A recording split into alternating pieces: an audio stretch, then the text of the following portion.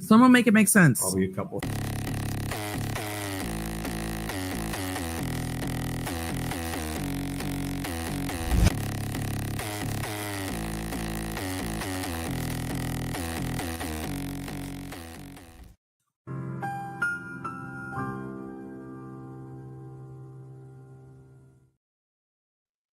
Hello, everybody. Look what we have here. Good old Fievel. How are you guys doing? Did you guys enjoy everything with the Bloodworm Moon? And hopefully wherever you guys were, you guys got to see it. Those of you guys who were here with us, we did pull up some pictures as well on the live stream for that whole momentous occasion. But we are here with Fievel. I'm sorry I had to push the stream back. My students were running behind, and then I don't know what, I've got like allergies going on today. So you can probably even hear my voice a little bit scratchy, but I've been like having to blow my nose a ton. And then I couldn't get my, my external monitor thingy to work. And anyway, but we're here now. We've got all the things working. And we've got Fievel. So yeah. So first things first. All right. And by the way, this shouldn't be like a very long stream. It's just, we're going to take a look at this latest filing here, but this should redirect you guys automatically into the next stream, which will be Lori Vallow. So what we're going to watch is we're going to watch from day 24 of her trial in Idaho. That is the day that FBI agent Doug Hart took the stand and read all of Chad and Lori's text messages. And it is freaking amazing. It was a day. I've talked about this day before. I haven't actually gone back and listened to this since that day in trial happened, but it was a day in trial I will never forget. You guys have probably heard me tell the story about when I was driving and I had to pull over. I'll tell that story again probably when we go to the live stream, but basically we're going to listen to those text messages because if you haven't heard them, you need to hear it. And if you have heard them, it's worth listening to again. Not only are they insane and they get into the portals and the zombies, but you're going to learn about the storm. It's going to be amazing. So that will be after this one. So first of all, what do we have here? We have notice of taking deposition for good old Fievel here. Please notice Defendant Donna Adelson will take the deposition by oral examination of Fievel. The state appearing via Zoom. And basically there it is. March 21st, when he's getting deposed, people. All right.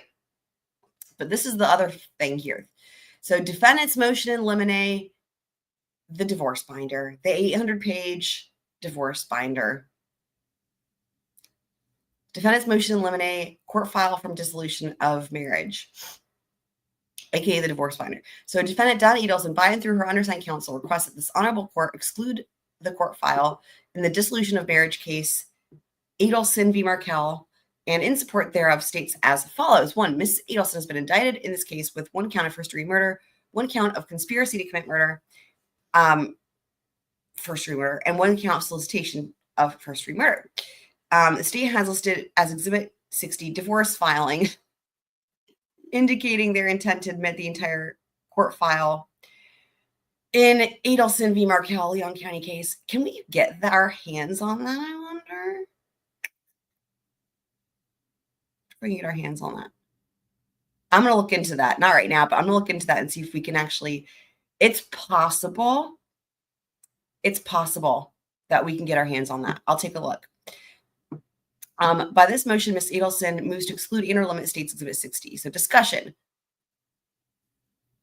Although 90.2026 Florida statutes permits a party to ask a court to take judicial notice of court files for note 1, and pursuant to the section, Florida statutes judicial notice is mandatory for matters identified when section 90.203 is complied with. The contents of the court file and the documents contained therein must still be admissible. The contents must be relevant. Additionally, documents which contain hearsay are still admissible. Of course. In Stoll v. State, the court held that although a trial court may take judicial notice of court records, it does not follow that this provision permits the wholesale admission of all hearsay statements contained within those records. Welcome, Candace. How is it going? We have never held that such otherwise inadmissible documents are automatically admissible just because they were included in judicially noticed court file. To the contrary, we find that documents contained in a court file, even if that entire file is judicially noticed, are still subject to the same rules of evidence to which all evidence must adhere. Emphasis added. Shout out to Abby as well. Welcome, welcome. So the divorce file contains over 560 pages. Wait, did it lose some pages somehow? Because, I mean, I remember it being over 800 in previous trials. It is significant that Ms. Adelson was not a party to the divorce proceedings. Although there was that one article that did say that Donna and Wendy were married. So I don't know. What about that part? There could be no credible argument that the vast majority of the documents have any, sorry, let me read this again because this is hilarious. There can be no credible argument that the vast majority of documents have any relevance to this proceeding. What? What? You're just a joke, right? By way of example, summons, notices of unavailability, motions, and order for telephonic testimony, notices of depositions, requests for production or responses to requests for production, notices of filing, deposition transcripts, orders. Okay, I'm not going to read through this entire list. It's just giving a bunch of examples here of the different filings. The only significance the undersigned can fathom is that the state desires to use the size of the divorce file to support their false narrative that it was a bitter custody battle. That's in bold and italics, and we got 2 footnotes. So footnote 2. The term custody was replaced by the term time sharing by the Florida legislature, whatever, fine. Footnote 3. Rather, an objective review of the court file reveals it is simply a dissolution of marriage between 2 well-educated professionals involving minor children and assets. Neither party alleged abuse or neglect that one would have a basis to seek majority time sharing. Okay, so let me read this part again. The only significance the undersigned can fathom here is that the state desires to use the size of the divorce file to support the false narrative that it was a bitter custody battle. So as far as the size is concerned, Wendy has thoughts on that. It's very big. From Fievel's mouth directly herself. Okay. These documents, which comprise the majority of the exhibit, do not survive irrelevant analysis in any way. In seeking admission of the divorce file in previous trials, the state has asserted that the statements contained in certain filings go to the motive of the defendant then on trial. Although such an argument could overcome the relevancy issue addressed above, the state must still establish their admissibility as either an exception to hearsay or as non-hearsay. Regardless, the state of mind exception to the hearsay rule does not extend to the admission of the divorce file in its entirety. Well, a lot of these are going to be in court statements, though, but, okay, let's keep reading. Significantly, state of mind of the declarant is the subject of the exception in section 90.803, and it applies solely to the declarant state of mind rather than the state of mind of the defendant. For example, in Bailey v. State, the defendant's first-degree murder conviction was remanded for a new trial because hearsay statements of the deceased victim, which tended to establish a motive for the alleged crime, were obviously offered to prove the state of mind or motive of a defendant, a purpose for which the hearsay exception created by the statute does not apply. With respect to Mr. Markel's March 26, 2014 counter motion for enforcement, the motion contains 8 specific requests. Only one of these requests apply to Mrs. Adelson, namely, the motion identifies statements allegedly made by Mrs. Adelson to or in the presence of her 3- and 4-year-old grandchildren. Her 3- and 4-year-old grandchildren later allegedly repeated those statements to Mr. Markel. Statements purportedly made by Mrs. Adelson are admissions. However, statements, now there's a lot of footnotes here. So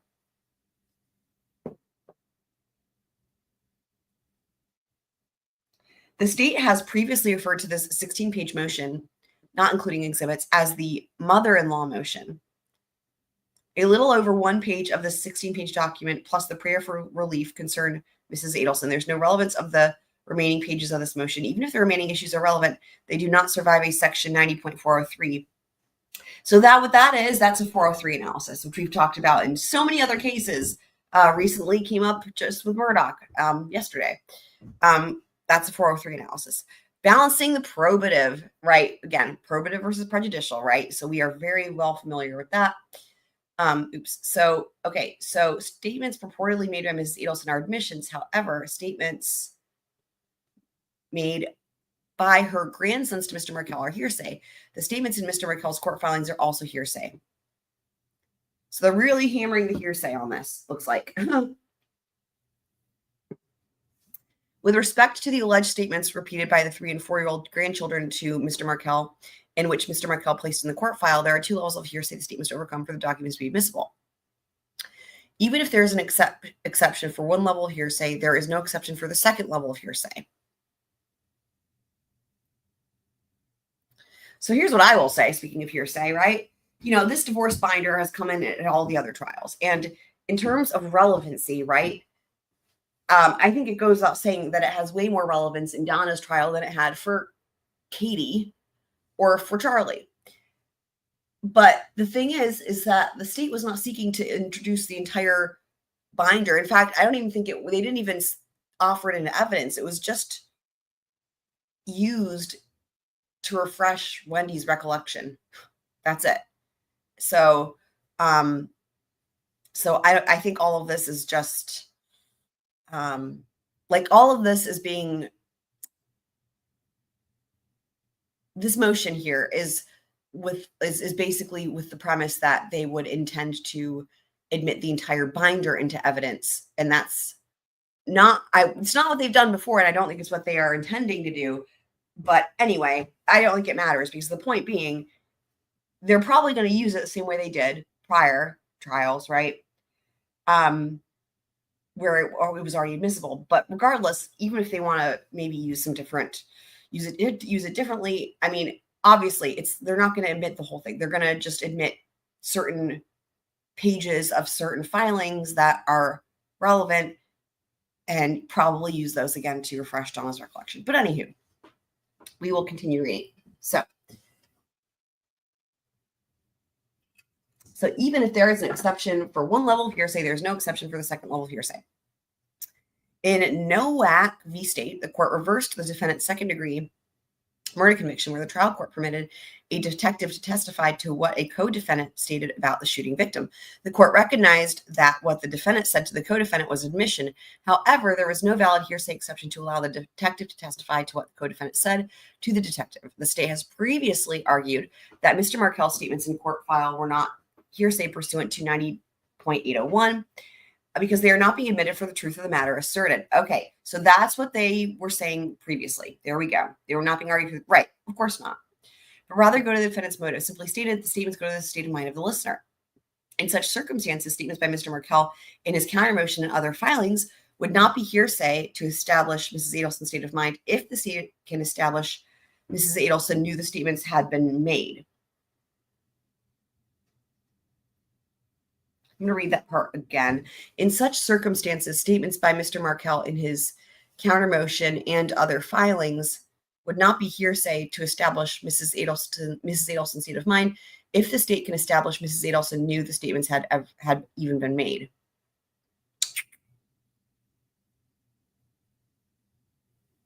I'm trying to figure out what the fuck I'm talking about here.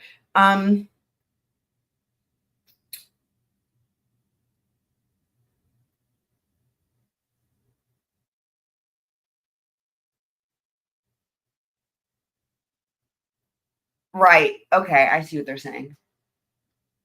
Because it's basically Dan Markel commenting on Mrs. Adelson's, Donna's state of mind, right? Okay.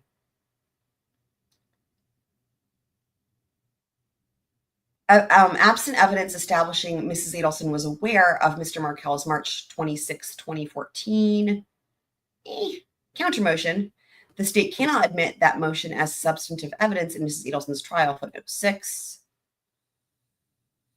The Nowak court also held that even if the detective could testify to what the co-defendant told him, the testimony was not substantive evidence of Nowak's guilt, but rather impeachment evidence to attack the co-defendant's credibility.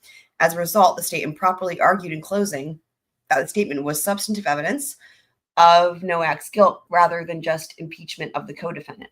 Thus, any purported statement made by Mrs. Adelson to her grandchildren, as well as Mr. Markel's request to prohibit Mrs. Adelson from having unsupervised time with the grandchildren, cannot be admitted as substantive evidence in her trial.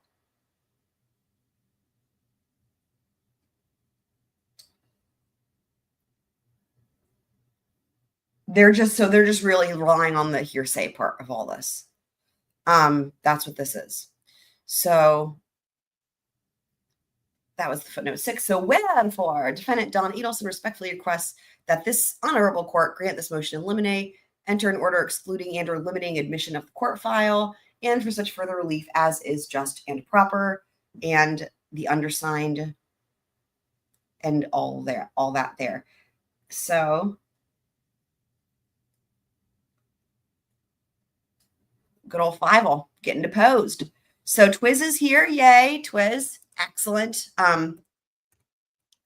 So it's going to redirect you guys here in just a minute into the Lori Vallow live stream. I'm super excited. You guys, we're going to hear all these texts. I haven't heard it. Like I said at the very beginning, I haven't heard it since the day it happened in trial. And that was the day I'll never forget. I'll talk about that more when we get there. But this is really exciting. You guys are going to hear about the storm. For some of you who maybe don't even know, moments that are incredible. It's like trial history, like moments in trial you won't forget. Like there's ones that are like etched into my brain, and some of those moments are from listening to this day 24 from Lori's trial. But real quick, before I redirect you guys, I wanted to pull something up real quick here. So let me just do this. Okay. As far as the 911 call goes, that's like blowing up the internet, apparently. I just wanted to point something out. By the way, these new. They're new as we covered these. They're not new. They're not new to us. We covered all these already. So I just wanted to point out that the 911 call has never been released. The closest thing that happened was simply the motion in limine, the state's motion in limine of the 911 call, which was we covered, right? But it only included that one little portion, and it was a motion in limine to admit the transcript, right? Now he references the recording, right?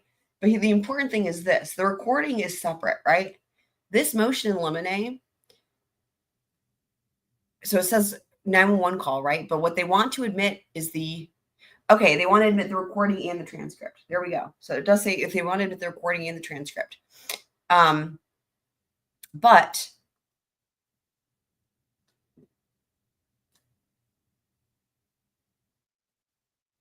the recording itself is not released. So, and this has where to go, the exhibit stamp on it right there.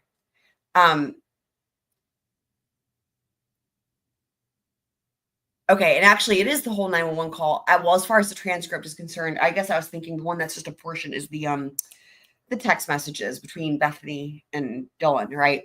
But this is apparently, well, of course it's redacted, but this is the full transcript, right, of the 911 call. So, and check it out right there. There it is. Bam. Audio file on thumb drive, hand delivered separately, sealed.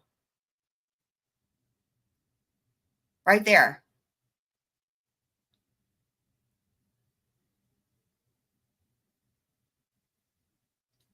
What do you mean by transcript at the bottom? So the audio file is sealed, okay? And then we have, of course, we already read this. So there you go.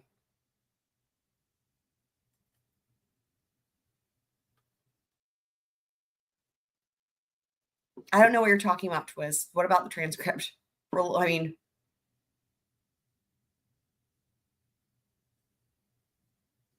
I just don't understand because it can't be because it's sealed.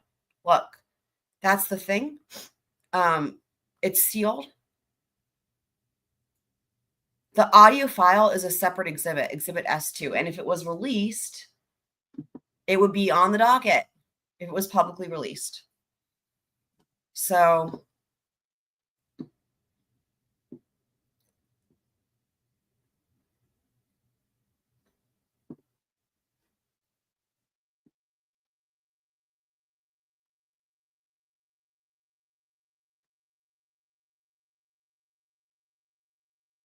So did I see the letter? What letter?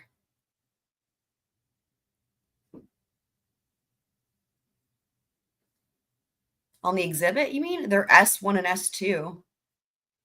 Or S2. Let's see. Yeah, it's just S2, actually. I don't know if that's the letter you mean. Oh, check Discord.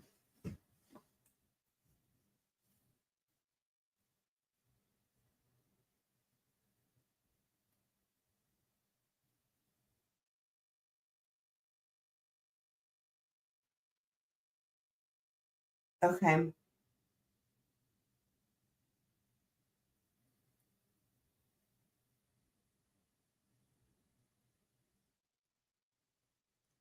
So this is what Twiz sent me on Discord, is a letter dated weirdly today, or dated, yeah, the 14th, saying they've made a public records request for the 911 call.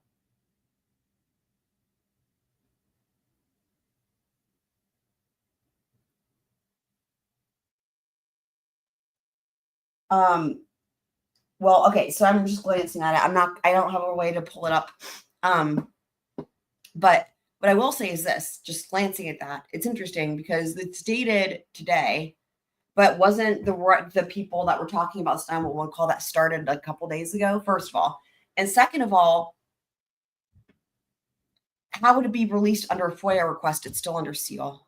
Mainly read the last paragraph. Okay. So I'll read it out loud here. On or about March 6, 2025, the Ada County District Court released a transcript of the 911 call recording. We have determined the non-dissemination order, as revised and amended, no longer prevents release of the, no longer prevents release of the 911 call recording in its redacted form and inconsistent with the transcript released by the Ada County Court. Accordingly, please find and close the public record that is responsible. What? The person who's saying they made this decision is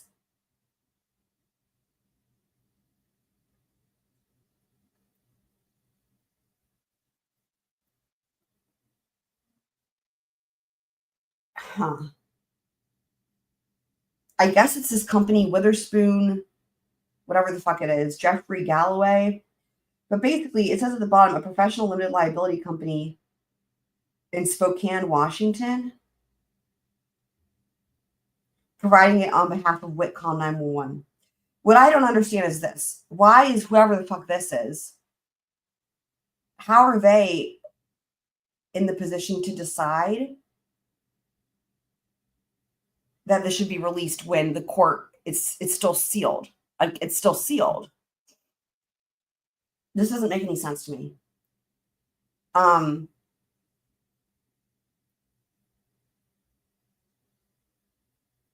Is it just a mistake? Is it just simply a mistake where they just thought because the transcript was released, they thought this was also released? Is it a mistake? I don't know. Odd. But what I will say is that the thing that's funny is that, again, the whiffs about the call existing happened before this letter. So if indeed that letter is even legitimate and whether someone made a mistake or whatever, but let's just say that that recording was given to somebody today, it still doesn't explain how this call was being put forth prior, right?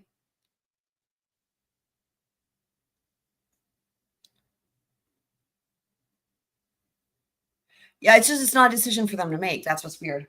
Was to say they decided it didn't fit the non-dissemination order. It just doesn't make any sense.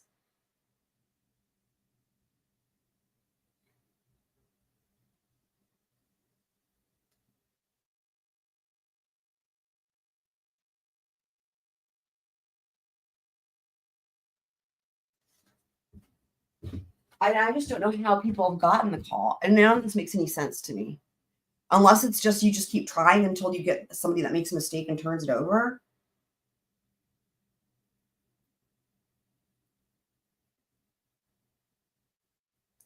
I mean, let me see something real quick. Oops.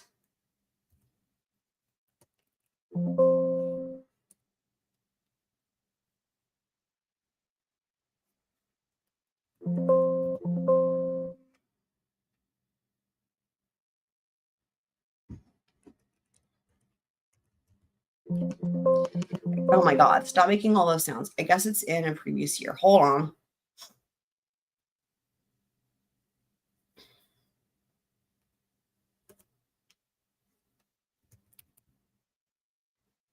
Okay.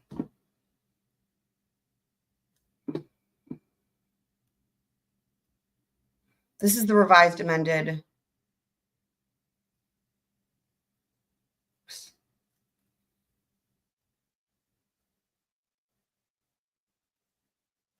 I mean, so this is what, right, extrajudicial statements, right? Extrajudicial statements. That's why this whole thing is weird. Literally, the 911 call isn't even remotely related to this. The 911 call is sealed because it's sealed. Like, yeah. This is why I want to double check, because I'm like, hang on.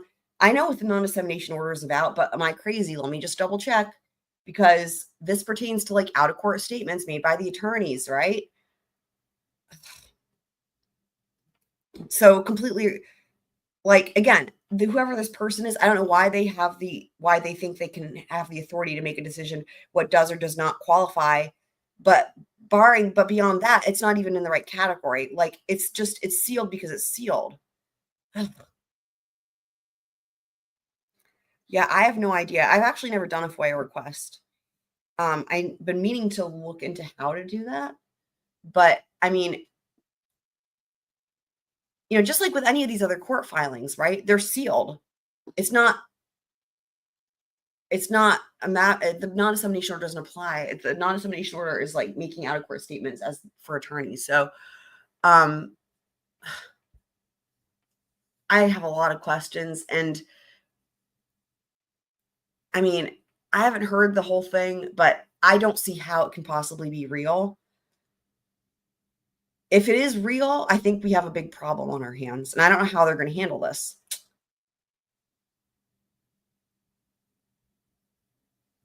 I mean,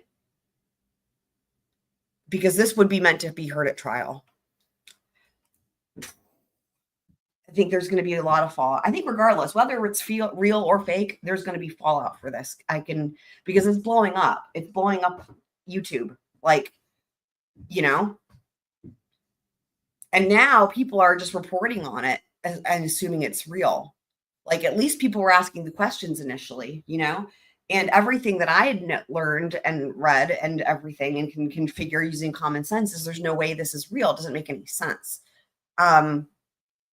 But it seems like people stopped questioning that, and it could just be that's like that Mandela effect.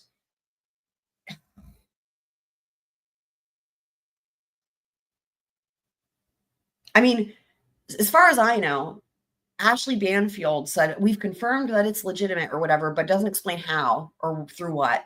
And that's the only person, because the only other way to really, the better way to confirm its legitimacy is through the court, right? Well, the court has said, no, it's under seal, and that's not it, right? So are we just now saying, well, we're going to just go with what mainstream media says? You know what I mean?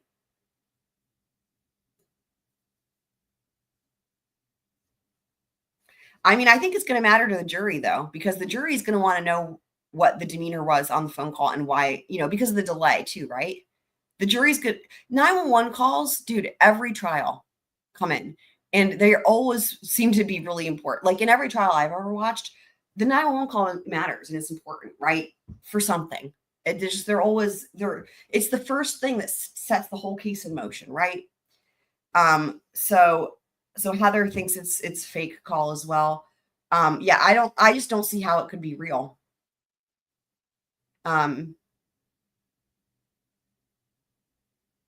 But guys, this is going to redirect y'all. We have a really awesome stream coming up. I'm super, super, super, super, super excited. So hang on, let me roll the outro, and the magic of the internet should redirect you guys. And I'll see y'all here in just a second.